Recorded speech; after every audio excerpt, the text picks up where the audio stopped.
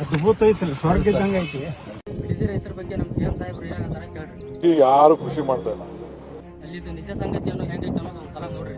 ಯಾವನ್ ಬರ್ತಾನೆ ಬರಲಿ ನಮ್ಮ ಮೇಲೆ ನನ್ನ ಮಗನ ಅಲ್ಲೇ ಕತ್ತರಿಸಿ ಹೋಗ್ಬಿಟ್ಟು ಅವ್ನ ಸಮಾಧಿ ಮೇಲೆ ನಾವು ಬೆಳೆ ಬೆಳಿತೀವಿ. ಕೋಟಿ ಬೇಕಿಲ್ಲ, ದುಡ್ಡಿಲ್ಲ, ಒಟ್ಟು ಎಲ್ಲ ತಿಂತೀವಿ. ರೈತರ ಭೂಮಿನವರು ಬಂದಿರ ಭೂಮಿ ಅಂತಾರ, ಆದ್ರೆ ಅದ ಅವ್ರಿಗೆ ಆಧಾರ. ಸಿಎಂ ಸಾಹೇಬ್ರು 1 ಎಕರೆಗೆ 2 ಕೋಟಿ ಕೊಡ್ಬೋದು, ಆದ್ರೆ ರೈತರ ಜೀವನ ಬದುಕು ಎಲ್ಲ ಕೃಷಿನ ನಂಬ್ಕೊಂಡೈತಿ.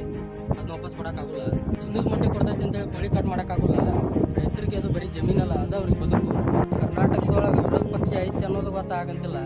ಎಲೆಕ್ಷನ್ ಟೈಮ್ನಾಗ ಅಷ್ಟ ಬರೋದಲ್ಲ, ಟೈಮ್ನಾಗ ಬಂದಿರ್ರಿ ಒಟ್ಟಾಗಿ. ನೀವು ಮಾಡಬೇಕಾದ ಕೆಲಸನ ಸೋಷಿಯಲ್ ಮೀಡಿಯಾ ಯುವಕರು KRS ಪಕ್ಷ ಯತ್ನಾಳ್ ಸಾಹೇಬರು ಮಾಡಾಕಂತಾರ. ನೀವೇನ್ ಮಾಡಾಕಂತೀರಿ? ರೈತರ ಭೂಮಿ ಉಳಿಸ್ರಿ, ರೈತರ ಬದುಕು ಕಾಪಾಡ್ರಿ. ಕನ್ನಡದ ಸಿದ್ಧ ಹಾಡೋದಕ್ಕೆ ಎದ್ದ, ಕನ್ನಡಕ್ಕೆ ಇವನು ಸಾಯೋದಕ್ಕೂ ಸಿದ್ಧ. ಅದ್ಭುತ ಐತ್ರಿ, ಸ್ವರ್ಗ ಇದ್ದಂಗೆ ಐತಿ.